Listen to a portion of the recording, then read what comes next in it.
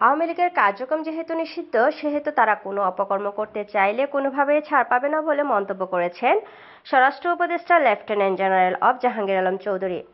শনিবার রাজধানীর মোহাম্মদপুর থানা পরিদর্শন শেষে সাংবাদিকদের প্রশ্নের জবাবে তিনি একথা বলেন।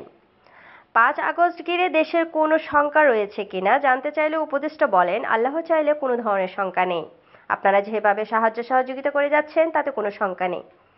আওয়ামী লীগ গুপ্তভাবে তাদের কার্যক্রম চালিয়ে যাচ্ছে। আমরা দেখছি সেখানে সেনাবাহিনীর একজন কর্মকর্তাও জড়িত। তাদের কার্যক্রম বন্ধ করতে কি উদ্যোগ নেওয়া হয়েছে? এক সাংবাদিকের এমন প্রশ্নের জবাবে তিনি বলেন, যে বাহিনীর যেই জড়িত থাকবে কাউকেই ছাড় দেওয়া হবে না, সবাইকে আইনের আওতায় নেওয়া হবে।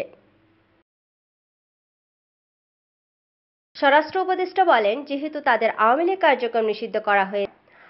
উপদেষ্টা বলেন, মিডিয়া সত্য প্রচার করার কারণেই দেশ এগিয়ে যাচ্ছে। আমি সবসময় বলে আসছি, আপনারা সত্য প্রচার করেছেন বলেই বিদেশের মিডিয়াগুলোর টুন আস্তে আস্তে নিচে নেমে যাচ্ছে। তারা কিন্তু এখন আগের মতো সরব হতে পারছে না।